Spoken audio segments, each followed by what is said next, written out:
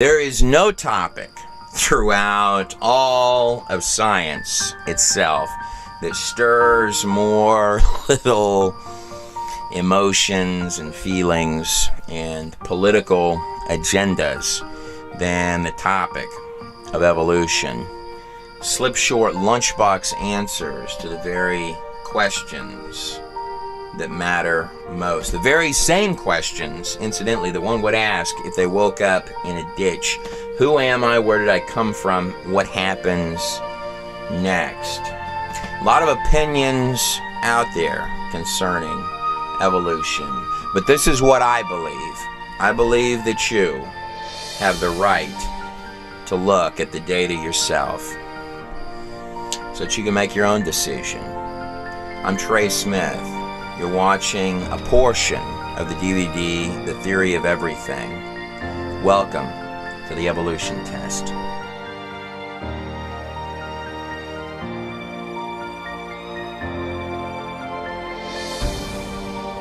So, right from the beginning of this thing, we're going to give evolution some really big head starts, beginning with the universe itself.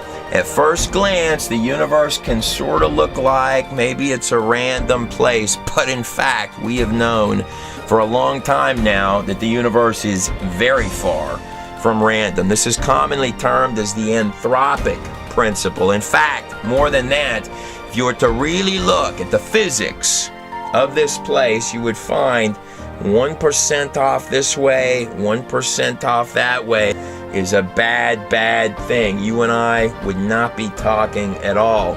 Anthropic means that it has to be exactly the way that it is for us to exist. More than that, when it comes to, say, the cosmological constant, you wouldn't even find an atheist physicist who would tell you that they believed that one was accidental. The fine-tuning of the universe is not a little bitty issue. But nonetheless, we're going to start with the whole package.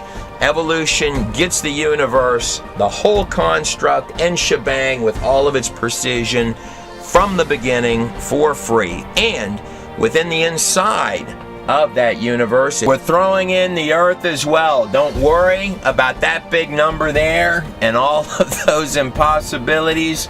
We're tossing it into the package for free for evolution as well. Evolution does also appear to defy entropy, the second law of thermodynamics, that things decline over time. We see species go extinct. We don't have one recorded example of a new species ever becoming, but we do have plenty of examples of species going away. The dinosaurs would be an example of that. When I say species, I mean an entirely new kind of creature emerging to become.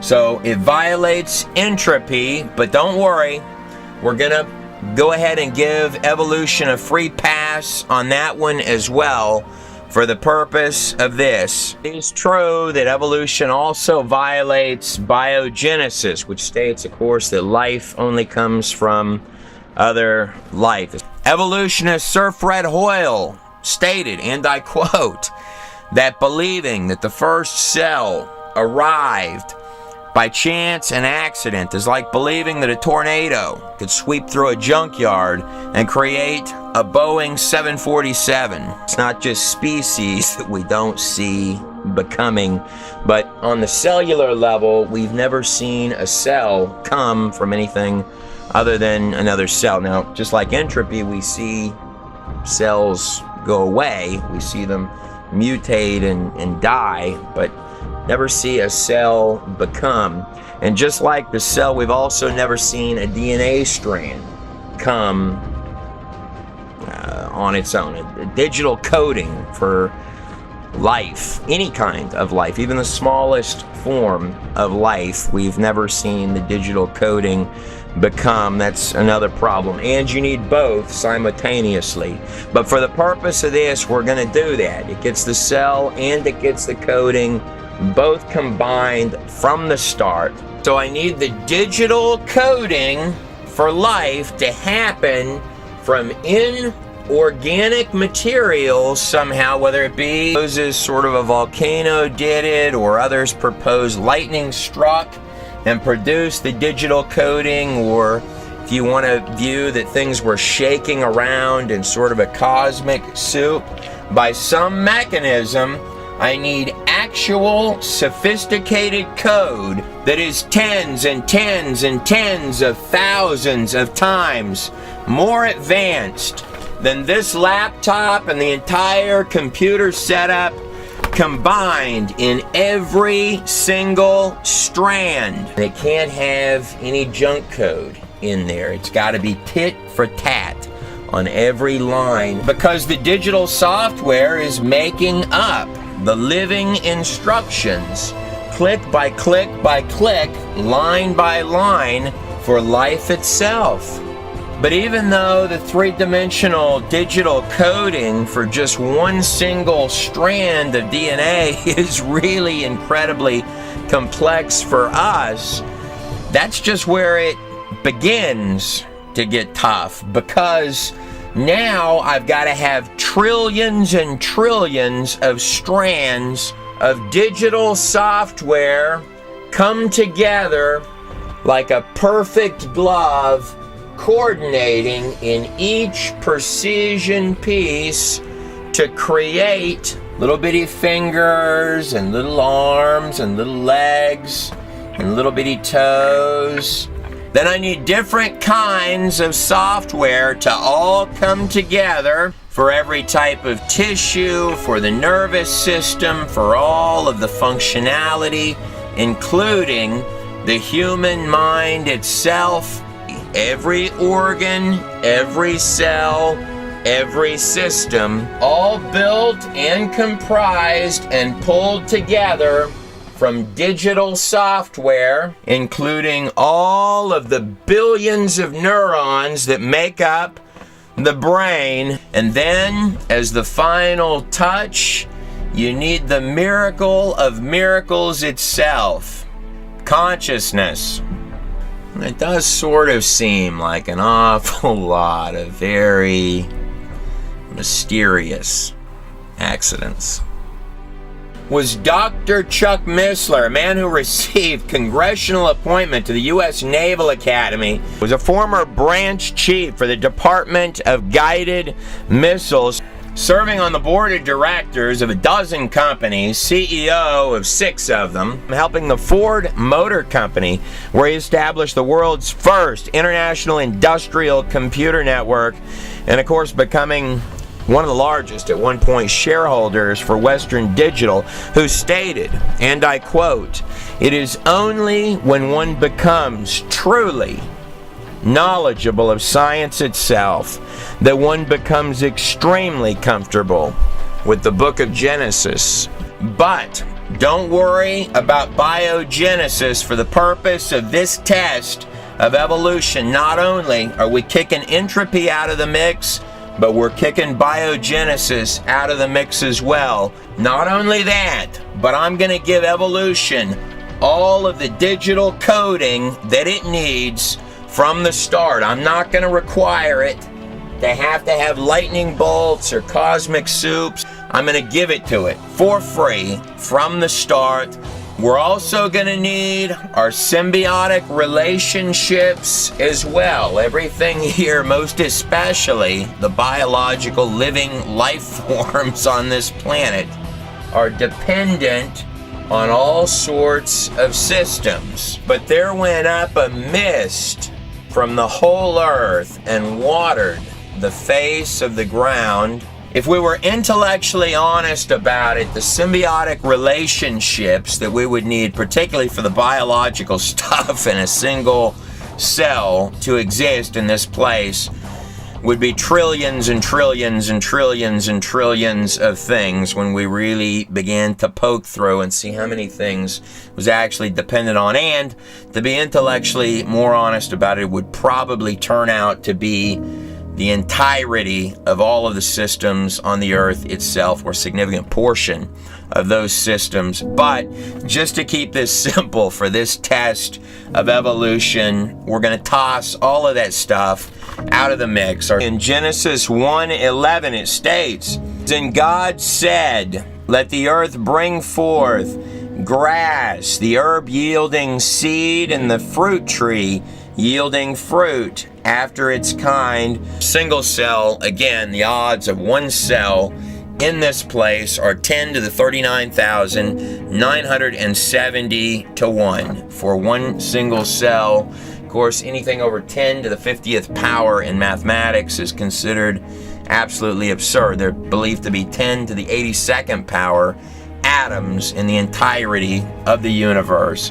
But for the purpose of this, we're going to have to, at bare minimum, give our test the symbiotic relationship of at least the plants.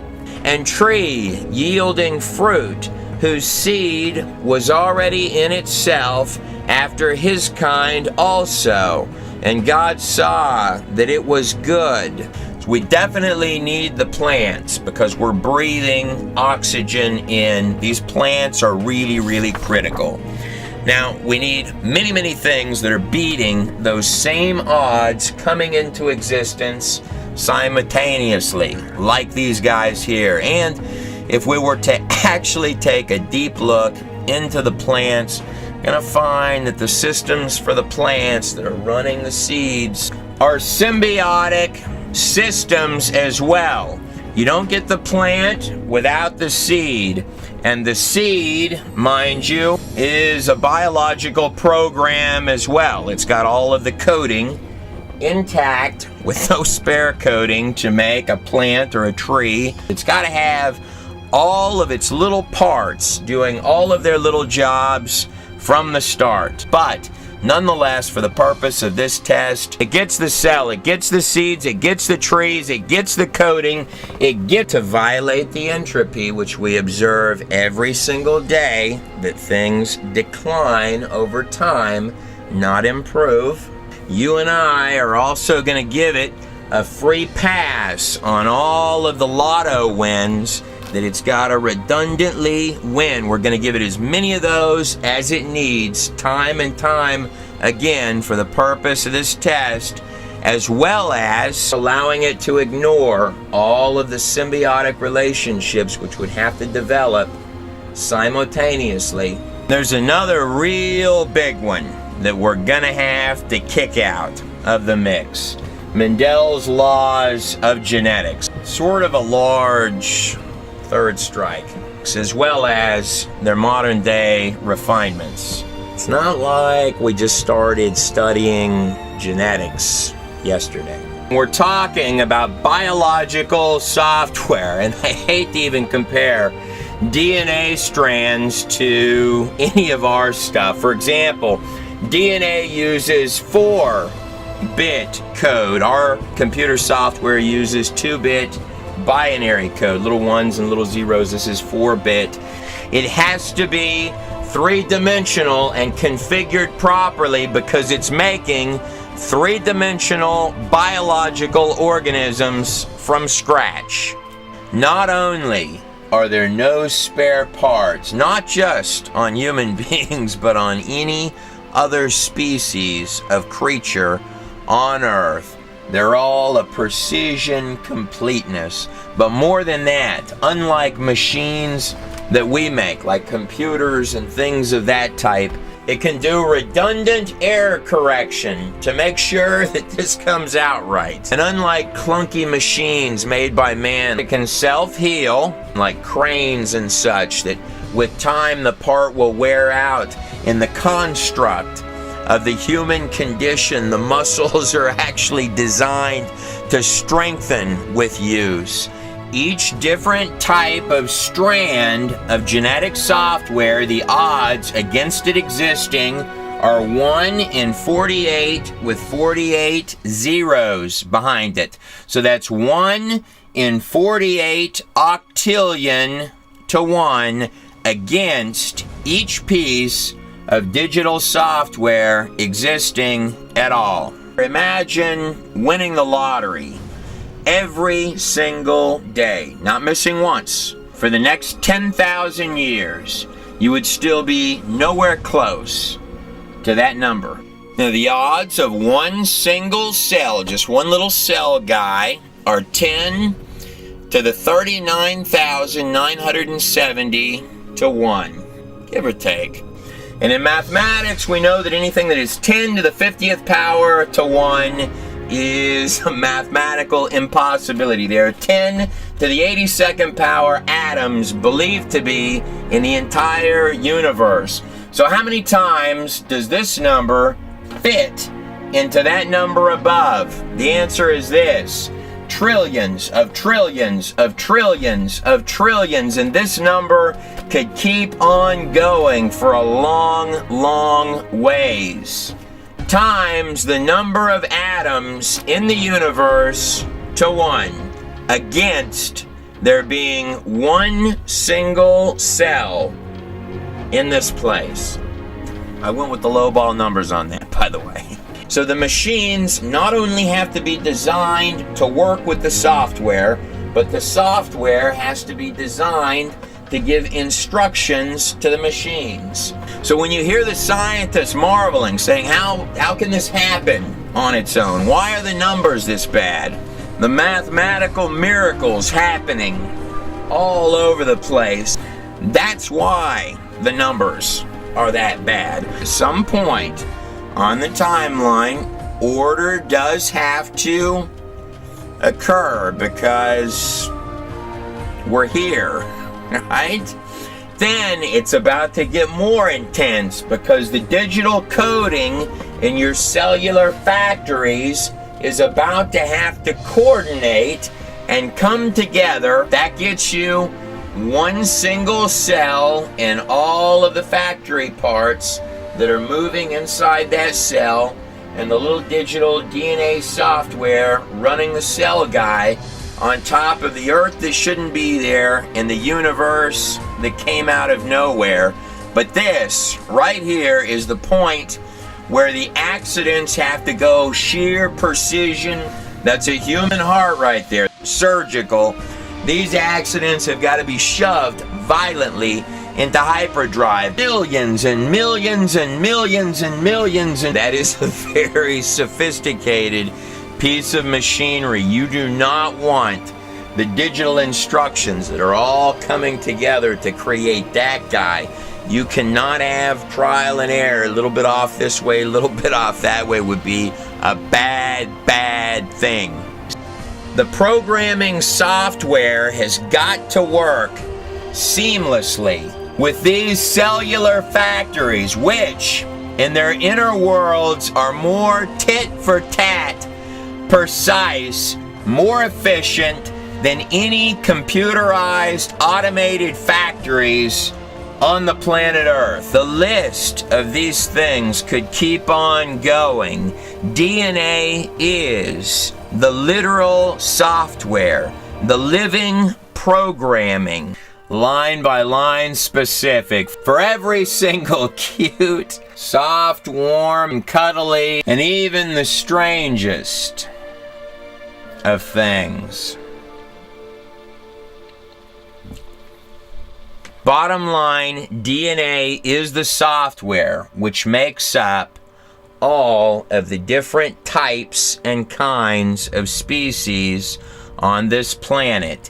Each creature has exactly the coding that it needs to become whatever type, kind, or species of creature that it is. There is no junk code in DNA, nor is there junk code in the cells which the DNA software runs inside of, or the organs which those cells make up, or the entire functional systems of the living biological organisms themselves.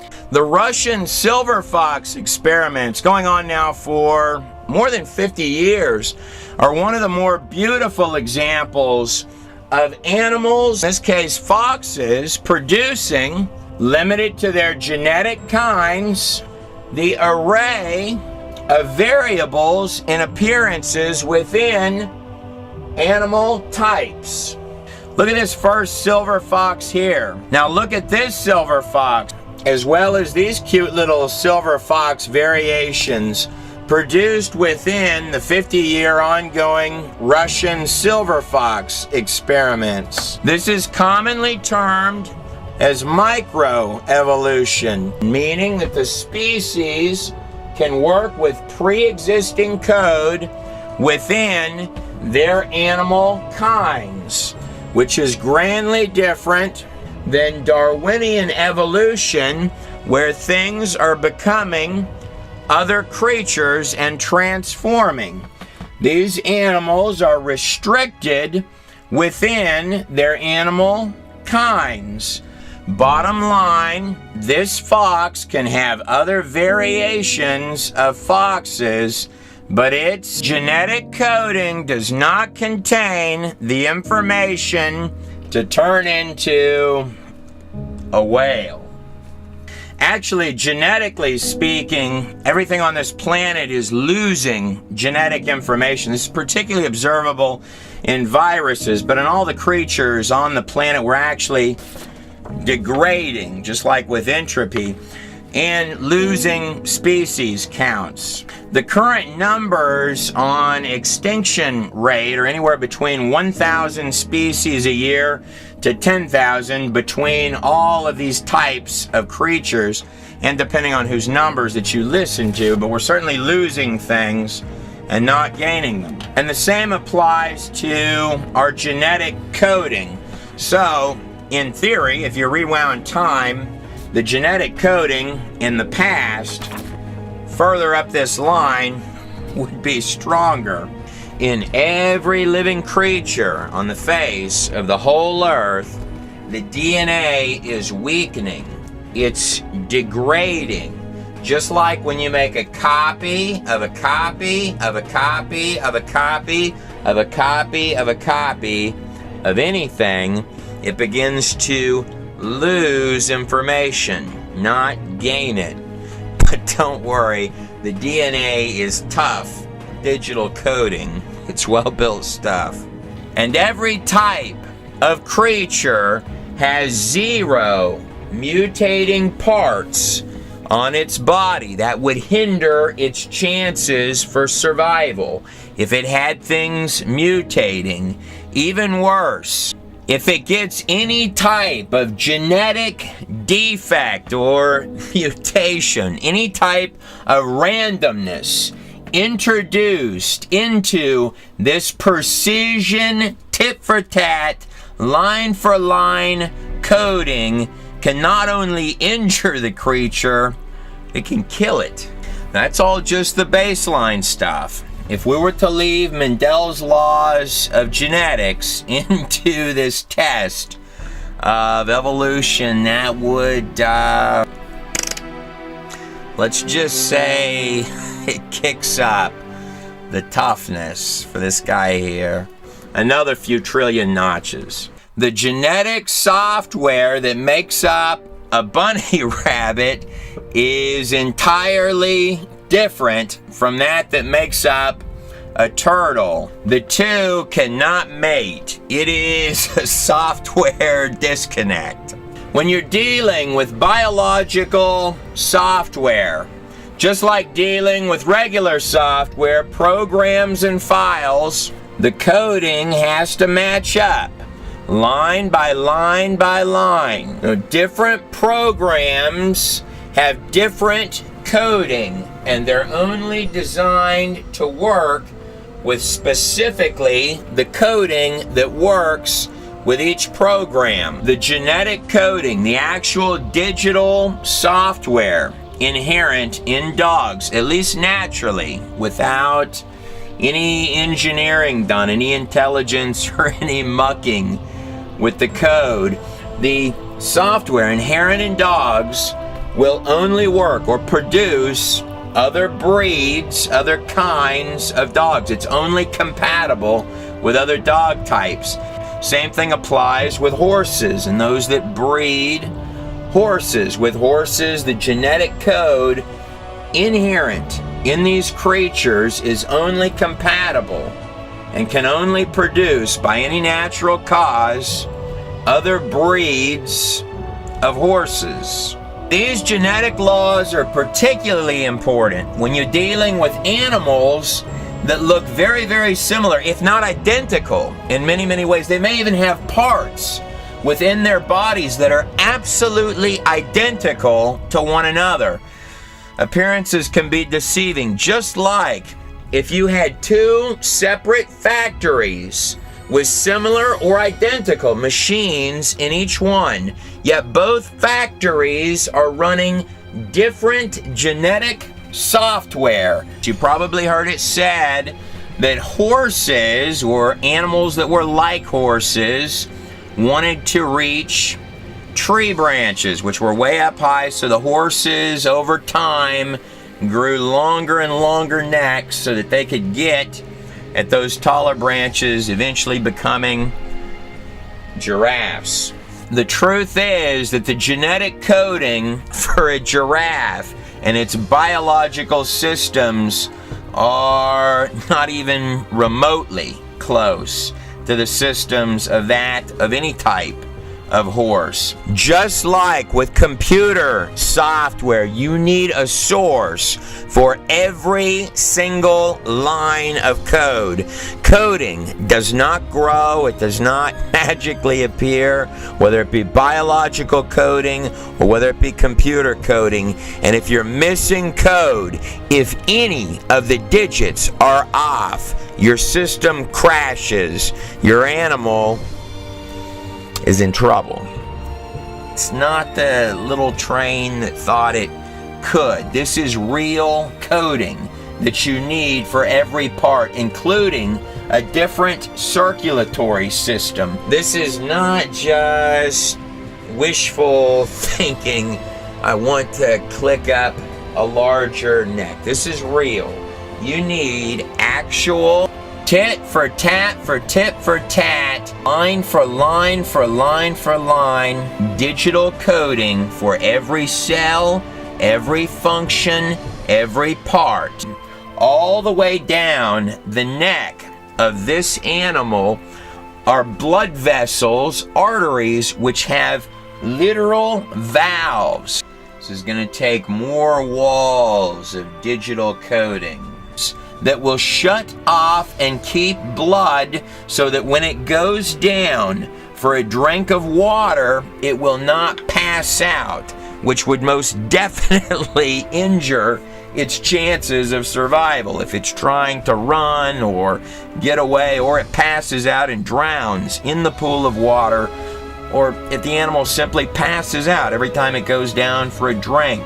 It's also got special sponge-like material on its mind to capture blood in. Those take more software so that when its neck goes up and down, that it will not again pass out and go unconscious. And to run these extra apparatus of the long neck, it needs a 2.5 foot long heart, give or take. Entirely different heart, that's going to be a bunch of these, pumping all of that circulatory blood through this long neck. This isn't just a couple of little knickknacks that are different. This animal has an entirely different body plan. Software after software after software. If it were missing one piece of any part of this animal, the giraffe, would not exist. Once again, from inorganic material, I need trillions of lines of precision three-dimensional software to mysteriously appear. And all of the precision factory machines to ultimately become a giraffe.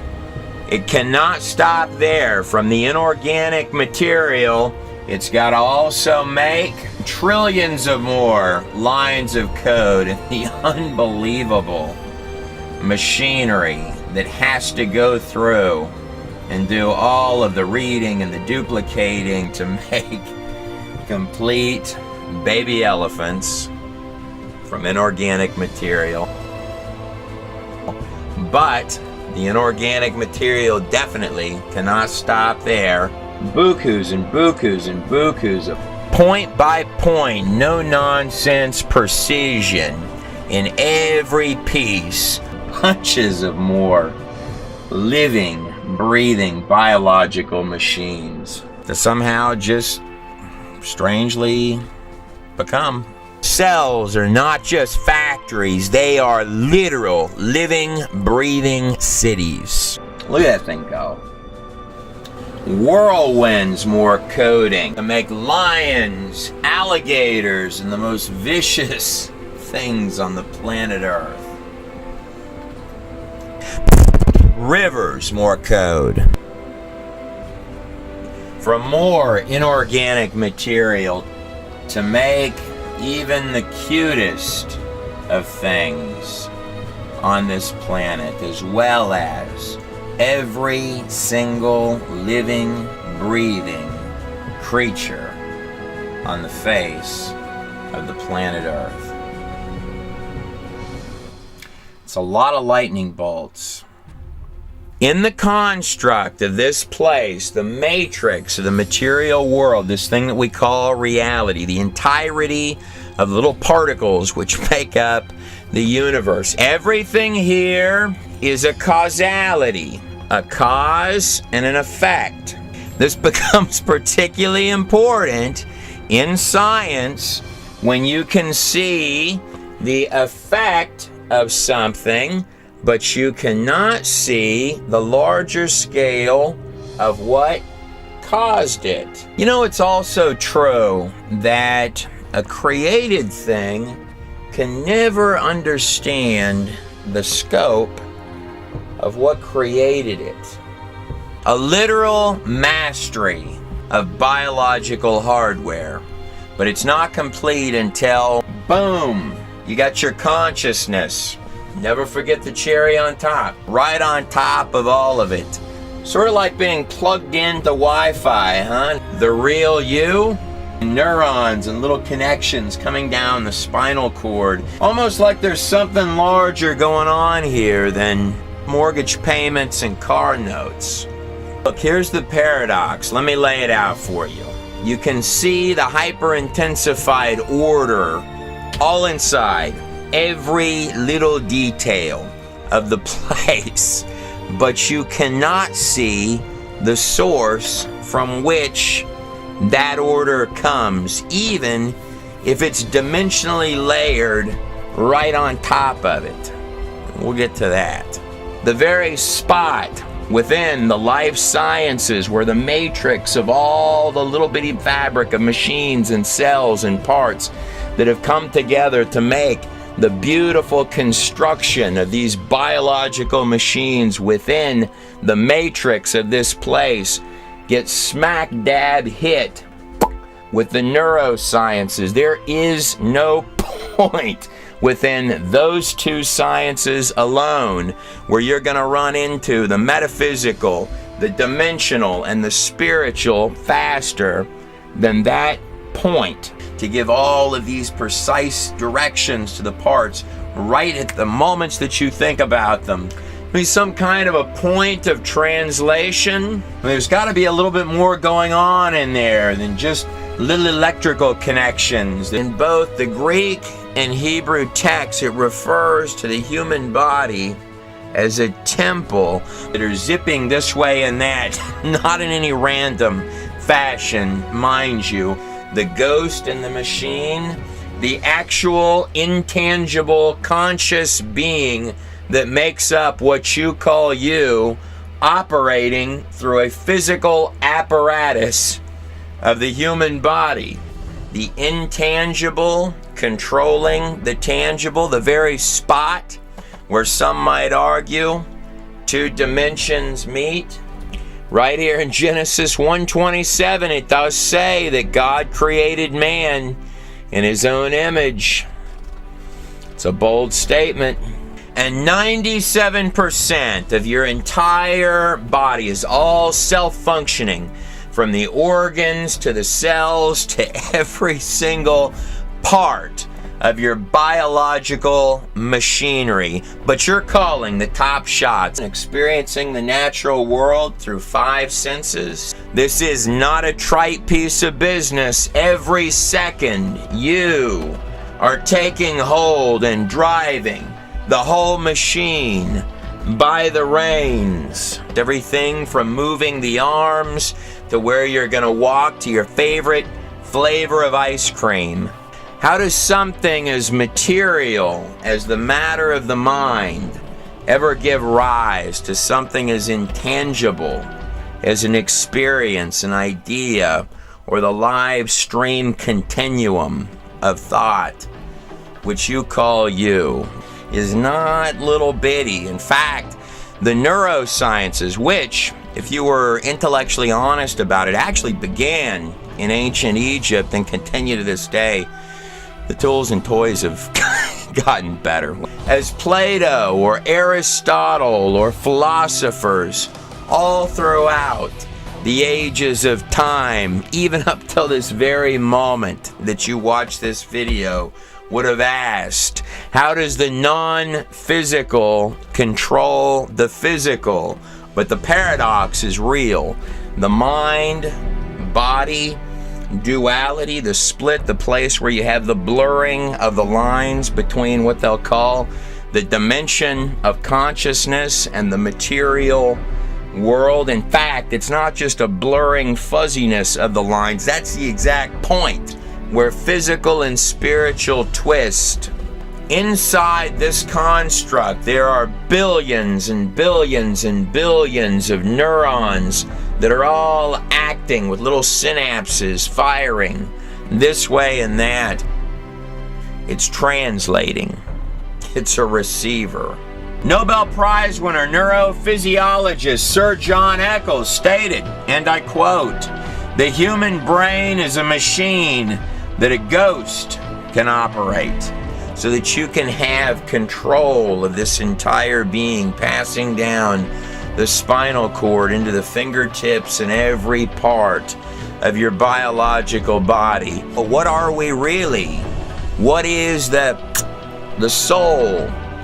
But this is more than just a computer sitting on top of a biological machine. Just like you'll hear researchers ask, what is the source for the digital coding that makes up the software, the DNA of human life? This question here is a granddaddy beyond human imagination, larger in scope than that. In fact, the very type of questions that have pushed many of the greatest minds throughout all time to the brinks of their research. Who are we? Where do we come from? What happens next? It was Albert Einstein who said, and I quote, "In consideration of the cosmos, the order of the universe, which I, with my limited human mind, am able to perceive, yet there are those who say there is no God.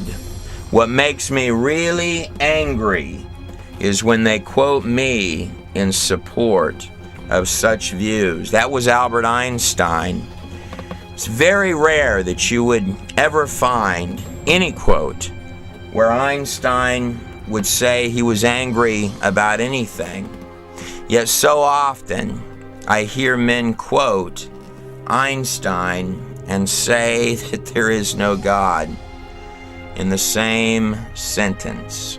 Just within the neurosciences as well as the life sciences sitting right on top.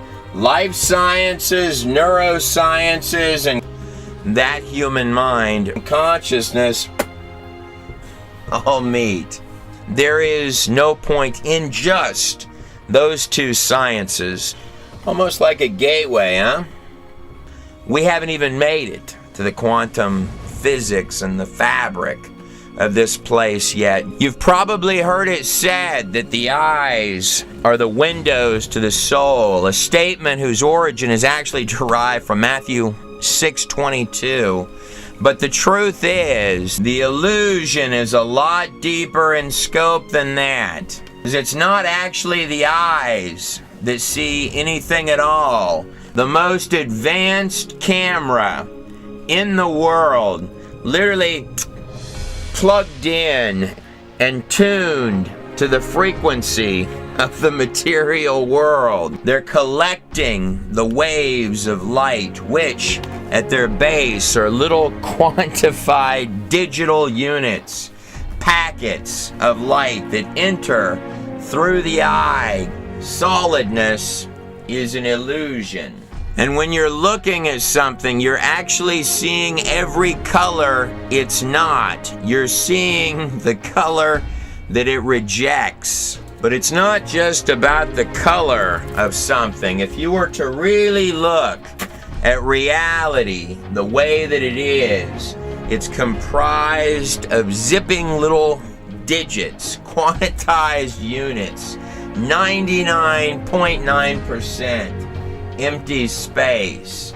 Was Nobel Prize winner Niels Bohr, who, mind you, gave us an actual model of the atom, who stated, and I quote, "Those who are not shocked by quantum mechanics have not yet understood it, the fabric of this place, the little data points making up the material world." But it's sufficient at this point to simply understand that what you're looking at is data coming in through the eye, going down the optic nerve, translating into images, and then hits your consciousness, the intangible part of you, plugged in right now, real time, live stream all the time, which is calling the shots on the whole show.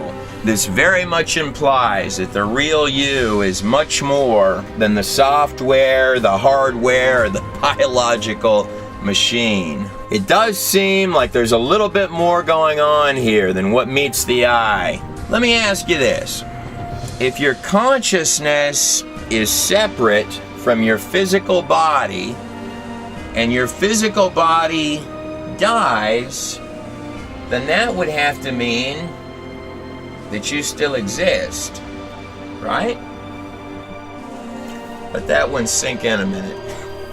At the inception of the book of Genesis, it starts with a fascinating statement that says, "In the beginning, the God of gods, Yahweh, created everything." Now, the use of the word God in the Hebrew, in that sentence, Yahweh, means something a lot larger in scope than Zeus or a man in the clouds with a lightning bolt. It's actually stating in the text that our dad is larger and more unimaginable in scope than the construct of every single three-dimensional particle pixel in the quantum live feed of little dots making up the precision framework of this present illusion, the fabric of the entire place.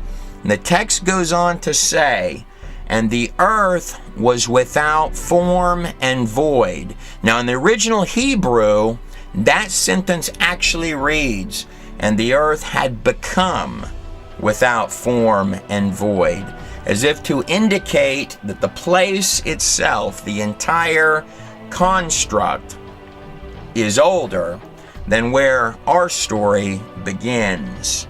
It goes on to say, "And darkness was on the face of the deep." Now, many commentators have speculated on that passage that it's talking about the water and the oceans, and that is a possibility.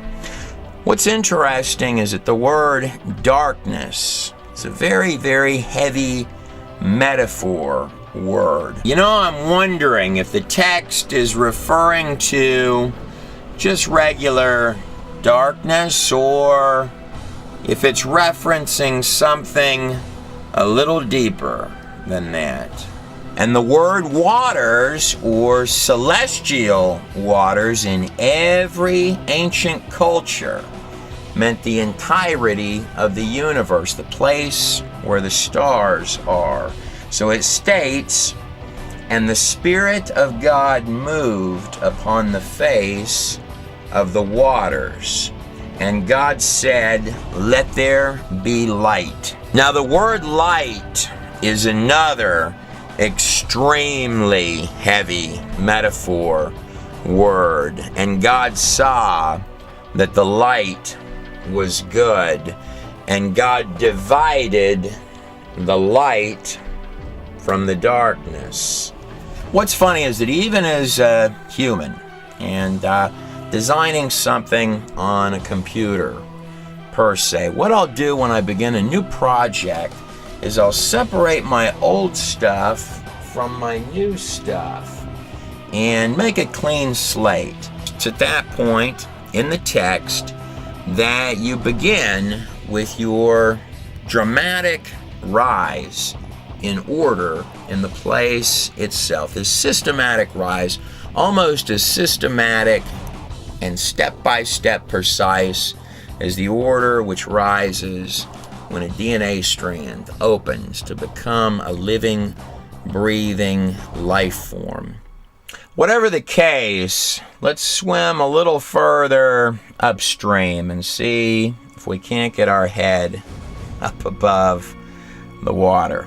But before we start looking at a larger scope or a smaller scope, in this test of evolution, we're going to have to kick Mendel's laws of genetics out of the queue. They conflict with evolution. Now, Mendel was a contemporary of Charles Darwin. Both men lived and worked in roughly the same time period. Mendel's laws of genetics would go on to be, well, the practical day-to-day observable sciences that are used even this very hour that you're watching this video. They're dependent on sciences because they're observable. We can watch them day after day after day after day after day. Whereas Charles Darwin's theory of evolution would go on to violate lengthy lists of other sciences. For example, in Darwin's day, it was believed that life could spontaneously generate by many, many folks. For example, if a mold were to appear, perhaps it had spontaneously generated. Of course, we now know that spontaneous generation does not occur. It was Dr. A. Fleischmann, zoologist at Erlangen University, who stated, and I quote, "The theory of evolution suffers from the gravest of defects, which are more and more apparent as time advances. It can no longer square with practical scientific knowledge. The law of information systems. Information always has a source." Dr. David A. Kaufman, University of Florida, Gainesville, stated, "Evolution lacks a scientifically acceptable explanation for the source of the precisely planned coding within cells, without which there can be no proteins, hence no life." Specified complexity sort of goes hand in hand with the law of information systems. What you're looking at is specific information. Click, click, click, click, click, click, click. It is not random, a little bit this way, a little bit that way. It is direct, streamlined instructions that build living biological organisms. Irreducible complexity. The entirety of that organism is comprised of organs and parts, all of which it needs. Those parts are comprised of cells, which require all of their parts. Those cells are run by digital software, which require all of their coding from the information systems to run the inside of the cells. All of these parts are made of quantum particles, which are not random either. It is irreducibly complex from bottom to top. Statistical mathematics is not evolution's friend by any stretch of the imagination. Natural selection. If you have two dogs, bald dog, hairy dog, snowstorm comes through, environment changes, I lose my bald dog, I've got less dogs than I started with. Natural selection, or survival of the fittest, goes hand in hand with entropy. As environments change, resources go away, you see species drop off of the map. This is why we observe species die or leave, but we do not see new species become. Natural selection is not a friend of evolution. The fossil record. Tom Kemp of Oxford University stated, and I quote, "As is well known, most fossil species appear instantaneously in the fossil record." Genetic complexity, information theory. The truth is that if we were to really go through the entire list of places where there's a 180-degree conflict with evolution, we would be here for weeks. So I'm going to rip all of it out right this second, toss it to the side, level playing field. Let's put evolution to the test.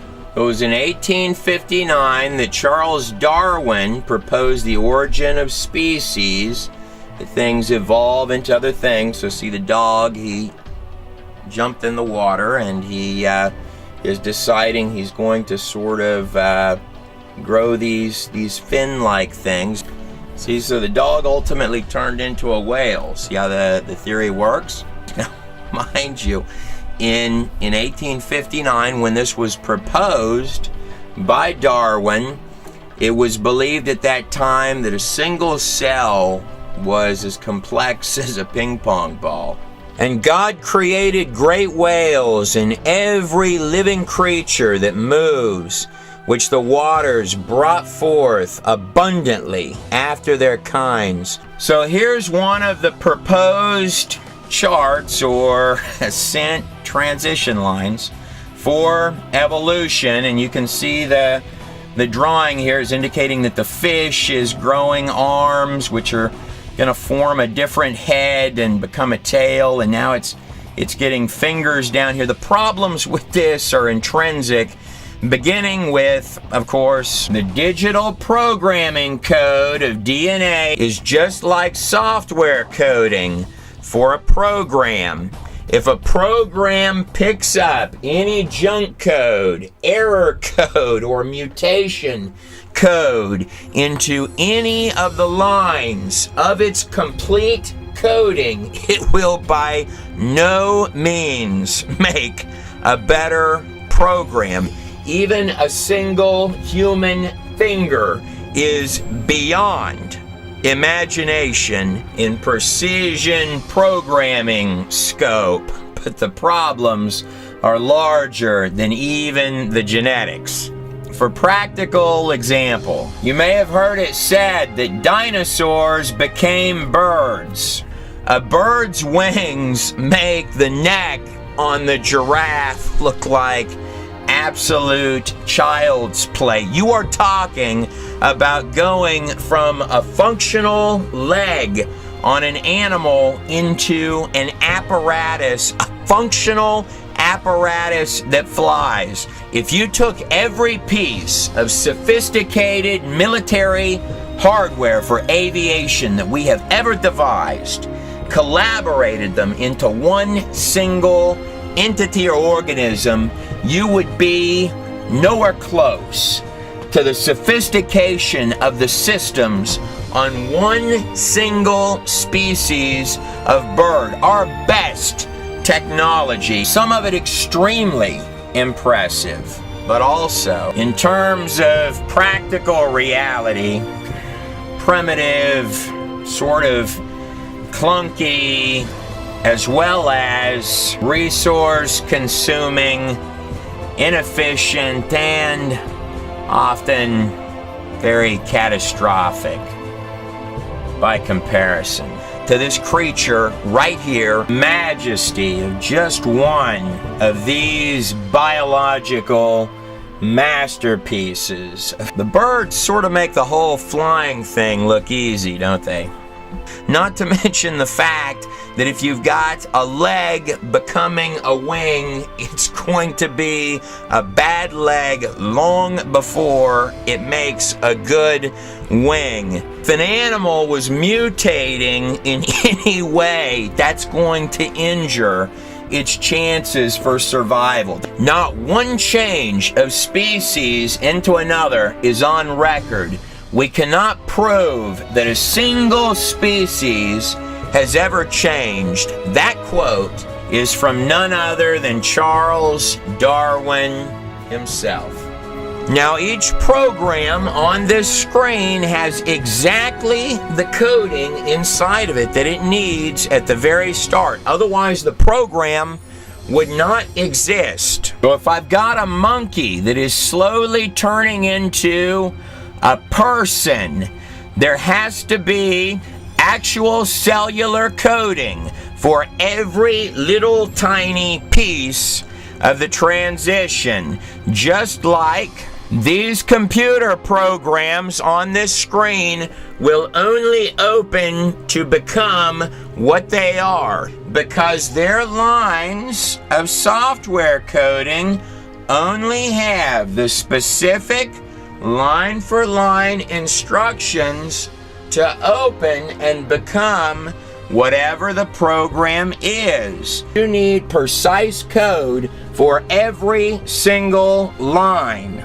Because just like computer software, this coding has no extra instructions for making spare parts. It has exactly inside those digital instructions the coding that it precisely needs to make the organism exactly as it is, with no spare coding. What do you imagine might occur if I took one of these programs on this screen and began adding random lines of mutant junk code to one of these programs on this screen?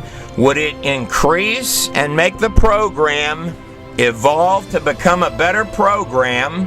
Or, option B, do you think that adding random code, junk code, and mutation code to precision genetic software might not ever get a dog to change body plans and all of its genetic coding and become a whale?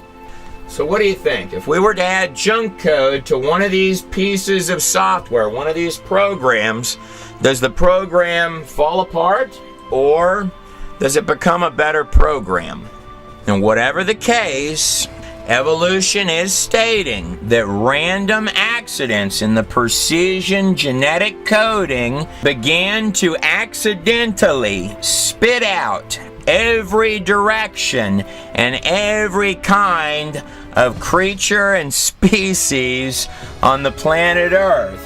Despite the entropy, biogenesis, and all of Mendel's laws of genetics, and also ignoring all of these basic day-to-day observable sciences, one would anticipate that the evidence for all of these transitions, which would have to occur, spitting out mutant animals and creatures in every conceivable direction, should be readily available and easy to find within the fossil record. Strangely though, the evidence on the entire face of the whole planet Earth for all of this science-defying activity seem to be primarily confined to this single set of monkey bones.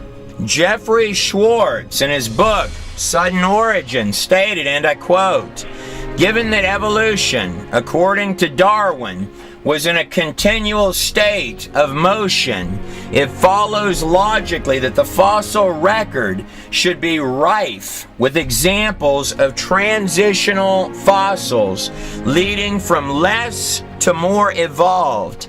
Yet instead of filling in the gaps in the fossil record with so-called missing links, most paleontologists have found themselves in a situation where there are only gaps in the fossil record, with no evidence of transformational intermediate between documented fossil species." So despite just what Charles Darwin said in his own day, that there is no evidence of species changing from one to another, and the fossil record working to further illustrate that animals stay within their spectrums, not seeming to have fossils that change into one another. Ben Eldridge stated in his book, The Myths of Human Evolution, and I quote, "The fossil record flatly fails to substantiate the expectation of finely graded changes over time." Despite all of that, the fossil record and all of the sciences, let's go a tad bit deeper. Because one would think if you were going to search for evolution, surely you would find it in the simplest of insects. Now, it is true that since the early 1900s, almost 100 years now, we've been doing fruit fly experiments. Tens of thousands, probably millions of generations of fruit flies at this point have been bred in labs, and they do all sorts of weird stuff to them to try and encourage mutations. They're trying to get them to have a mutation that has a genetic benefit as well as pass it on. Basically, they're trying to prove evolution. At this point, with tens of thousands of these that have occurred, the statement that arrives from the fruit fly experiments is that they appear to be immune to evolution. And they use the fruit flies because they have short lifespans, about 11 days. And on top of that, the flies are really inexpensive. They're cheap. In fact, was it not Morris Colry who said, out of our 400 mutations, there's not one that can be called a new species? Or Norman Macbeth, who quoted, "If 1,000 mutations were combined all into one specimen, we still would not have a new species." So this guy here is a motor protein headed towards the nucleus of the cell on these little bitty highways that, or perhaps you may prefer Francis Hitching, hardcore atheist, mind you, who stated, and I quote, "The fruit flies refuse to become anything other than fruit flies under any circumstances yet devised." He's battery charged by the mitochondria. Or, just for good measure, how about Gordon R. Taylor, who stated, "It's striking that geneticists have been breeding fruit flies for more than 60 years all around the world, flies which produce a new generation every 11 days. Yet they have never seen the emergence of even as much as a new enzyme." And these guys here are little bitty turbines which are turning, and they're powering billions of little mitochondria batteries. But even if you find deterioration in the insects, and you can't find evolution in them, surely at least you could find some kind of improvements happening even in the microscopic world of the little bitty cells, wouldn't you think?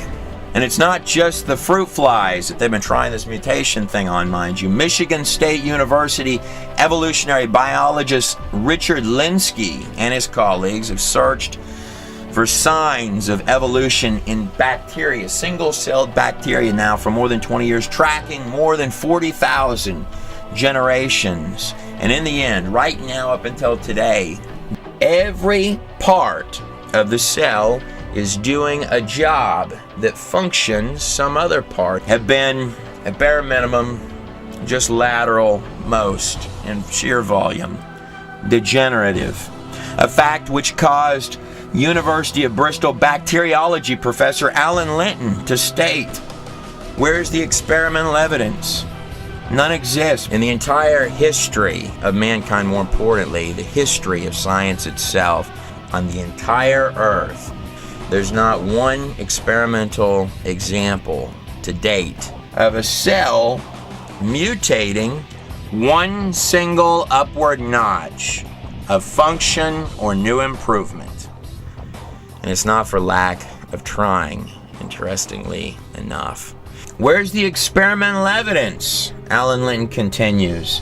None exists. Bacteria with generation times of 20 to 30 minutes. But throughout the 150 years of the science of bacteriology, there is no evidence that one species of bacteria has ever changed into another. despite the fact that populations have been exposed to potent chemical and physical mutagens.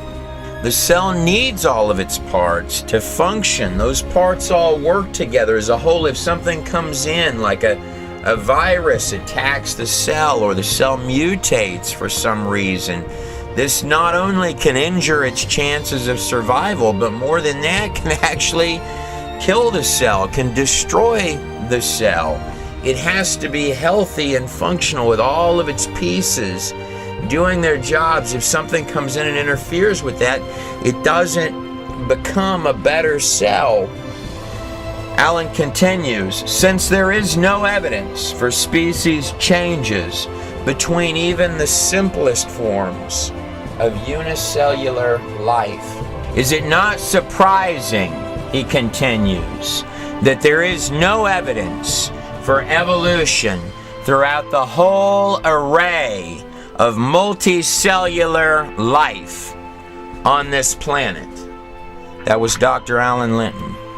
The biological life forms on this planet are not just comprised of little bitty cellular factories that are more sophisticated than every single automated factory on Earth combined into a space so small that you can barely see it with our largest microscopes, and then run with digital precision software. But the inside of those cells are made of little bitty machines all doing things so that you and I can even exist at all. It was Dr. Doug Axe and Dr. Ann Gauger that came up with these numbers here. Assuming you started with your complete cell, your complete Earth, and you've got your digital software running inside the cell, now you need coordinated mutations, coordinated accidents to occur within these strands on the DNA. So, to get 6 coordinated mutations to produce one new beneficial function on the inside of a single cell would take 16 billion years. 16 billion years is the currently believed age of the entire universe. I didn't like their numbers, so I kicked it way up. Why not? The 1 trillion coordinated mutations. That would be almost enough for one earthworm, give or take, on this planet, which shouldn't mathematically be here. If we were to speed him up, he's actually walking a lot faster than that. I don't know. Just doesn't look random to me. You know, I'm thinking that the answers could very easily be a little bit larger in scope. Maybe the history of the place could bring some illumination. This is Trey Smith, and you just watched a portion of the DVD, The Theory of Everything. The entirety of that DVD is roughly 3 hours long, and of course that portion that you watch deals heavily with the controversial topic of evolution. It's difficult for me personally to place faith in any science that dependency and defense mechanism is to mock or ridicule anyone that would question it. This is, in my mind, the exact reverse of what science is. Any theorem, whether it be evolution or any other theorem that's put forth, if it can't be subjected to even the simplest, most basic of testing, then there's already a problem. These images that I have on the screen behind me were at one point declared by Darwin to be perhaps the best evidences for human evolution, comparing animal embryos to this line down here, which is allegedly a human development in the womb. Of course, these images were found to be a fraud in the late 1800s. Yet interestingly enough, they're still often used in textbooks in elementary schools, high schools, and even college textbooks right now, today. You would get flat out sued in any medical facility if a doctor tried to pass these pictures off as actual images of fetal development. It's 2013, and the best images that we've got to give to our kids are fraudulent images from the late 1800s. The only other places I can find this particular set of images used historically in textbooks would be in Nazi Germany. This image on the screen is called the nebular hypothesis. The nebular hypothesis was first come up with by this man, daydreaming of angels here on the screen, Emanuel Swedenborg, in the 1700s. Claimed right now to this day in many textbooks to be the strongest evidence of the evolution of our universe. The nexus between the Big Bang producing our little bitty Earth and, of course, Darwinian evolution. Of course, it's known right now today, at the very moment that you're watching this video, that the outer planets contain all of the angular momentum of our solar system, the sun having 99% of the mass, roughly. Of course, this is exactly the reverse of what should be the case if the nebular hypothesis were in fact true. Shh! Don't tell anyone I told you this, but both the mathematics and the physics to disprove the nebular hypothesis were available in the 1700s. Swedenborg was a self-proclaimed psychic and claimed to have gotten the theory through a seance that he performed. Who could have possibly guessed that the nebular hypothesis might not be true? Another little kicker is that two of the planets in our solar system spin the opposite direction. That would, of course, be Venus and Uranus. That would be a big no-no under the nebular hypothesis. You're also missing the mass for the gases to come together and form the sun. Most certainly to form the planets. That's another kicker of a problem. Those are just a pinch of the technical reasons why it doesn't work. His 17th century seance, our modern textbook science right now, today. Makes perfect sense, right? The truth is that I could keep on going through long, extensive laundry lists of these things, and what they all coincidentally share in common is that they encompass one single theory from 1859, Charles Darwin's Origin of Species, otherwise known today as evolution. None could argue this, that we are certainly a far cry from Einstein in this hour. Speaking of Einstein, let me quote him to you. In consideration of the cosmos, the order of the universe, which I, with my limited human mind, am able to perceive. Yet there are those who say that there is no God. What makes me really angry is when they quote me in support of such views. That was Albert Einstein. It's very rare that you would ever find any quote by Albert Einstein where he said that he was angry about anything. Yet so often I hear men quote Einstein and say that there is no God in the same sentence. You're living in the hours that the greatest minds that ever lived would have given anything for, with the data right in your fingertips. This man here is Max Planck, the father of quantum physics, the study of the very fabric of every particle of this place, who stated, and I quote, "All matter originates and exists only by virtue of a force. We must assume that behind this force is the existence of a conscious and intelligent mind. This mind is the matrix of all matter." That was Max Planck, the actual father of quantum physics itself.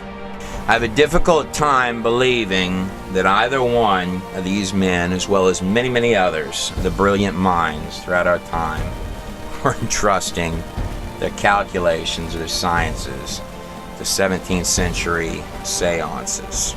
I have an even more difficult time believing that either one of these men would have tried to convince me that they believed that dogs, given enough time, could turn into whales. In studying ancient history, per se, one of the things I've noticed redundantly is how often those who will boast themselves as the wise can so often redundantly prove how easy it is for one to intellectualize their way into absolute idiocy. Conversely, those who would appear on the surface so often as the most foolish amongst our numbers can literally stumble their way into sheer brilliance. I'm Trey Smith.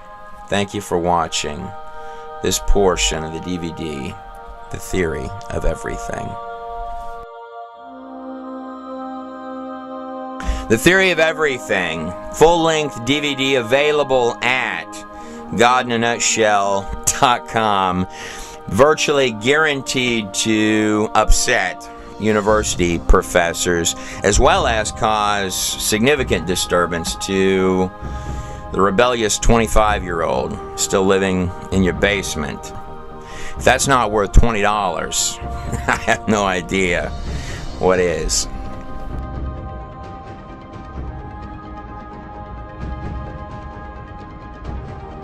It also sort of does look nice on a coffee table, doesn't it? Also, you may want to take a minute to explore the website Thieves, One Dirty TV Pastor and the Man Who Robbed Him. In 1999, I committed a safe robbery on a television pastor named Mike Murdoch. This is the website for that, www.readthieves.com. You can see down here on the bottom of the page, there's me depicted running with a safe. Done a few years ago by D Magazine. There's Mike Murdoch. He looks sort of unhappy in that picture. This is a true story. So if you're curious how all that could have possibly gone down, you're in luck. Here's some clips. Thieves by Trey Smith. Amazon, Barnes & Noble, anywhere books are sold. I've been on radio and TV for 20 years. And Trey, first, as far as the book itself, I'll give you an example. My producer, Will Duffy, his wife, Danielle, was in the hospital to give birth. And they had some time, so Will is reading aloud Thieves. And not only his wife becomes addicted to it, but people in neighboring beds and neighboring rooms all sat in to listen to Thieves being read. It's like Danielle wanted to delay labor because she was so fascinated. Thieves was me pouring literally my heart out day after day. These were all written in a jail cell, and guards used to pay me when they were on shift. They would give me extra lunch trays to read them this book. So Thieves was originally paid for jailhouse lunch trays. And then, after the safe robbery, when I'm on the run from a television pastor in Mexico, it really kicks into high octane. Sometimes I would just stop and say to myself, there's not a lot of really great ways for any of this to end. Crazy as it seems, though, it did all end well. I promise. Thank God for that. I'm pretty certain that you're not going to find anything like this anywhere. I wanted to tack a note onto the end of this video and state to you that that book, Thieves, from start to finish, no matter how fun it might be to read, does not in any way represent who I am today. And more than that, I've not only asked forgiveness in my own heart, but from a great many parties who are in that book and who are not in that book that I needed to ask for forgiveness from. More than that, I'd like to give a special thank you to ministries, men and women of faith, churches, and organizations all across this United States, because they are not represented. The hearts of the people are not represented by the few that are just take. I have seen so many, both great and small ministries, who no matter who they are, they would give you the last shirt off of their back. And I want to thank them. I'm Trey Smith. God bless every one of you.